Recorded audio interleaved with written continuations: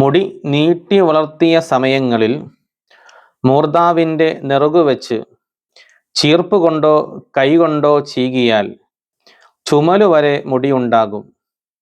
മുടിയുടെ അറ്റമാകട്ടെ ചുമലിൽ ഭംഗിയായി വീണു കിടക്കുകയും ചെയ്യും. നെറുകു വയ്ക്കാതെ കൂടിച്ചേർന്ന് നിൽക്കുകയാണെങ്കിൽ ചെവിയുടെ മാംസളമായ താഴ്ഭാഗത്തേക്കാൾ ഒരൽപ്പം താഴെ വരെയും ആ മുടികൾ വാർന്നു കിടക്കും. ചെവിക്കുറ്റി വരെ നീണ്ടു നിൽക്കുന്ന മുടി തിരുനബി സല്ലല്ലാഹു അലൈഹി വസല്ലം തങ്ങൾ വെട്ടുമ്പോൾ സ്വഹാബത്ത് താഴെ വീഴാതെ എടുത്ത് സൂക്ഷിക്കും. ആദ്യകാലങ്ങളിലൊക്കെ നീണ്ട മുടി താഴ്ത്തിയിടാറായിരുന്നു പതിവ്. പിന്നെ നെറുക വച്ച് ചീകൽ പതിവാക്കി. ചിലപ്പോൾ നീണ്ട മുടി 4 മടക്കായി മെടഞ്ഞു വയ്ക്കും. മക്ക ഫത്ഹിൻ്റെ വേളയിൽ അങ്ങനെയായിരുന്നു തിരുനബി സല്ലല്ലാഹു അലൈഹി വസല്ലമയുടെ മുടി. മെടഞ്ഞു വയ്ക്കാത്ത സമയത്ത് ചെവിക്ക് മുകളിലായി മുടി അഴിച്ചിടും.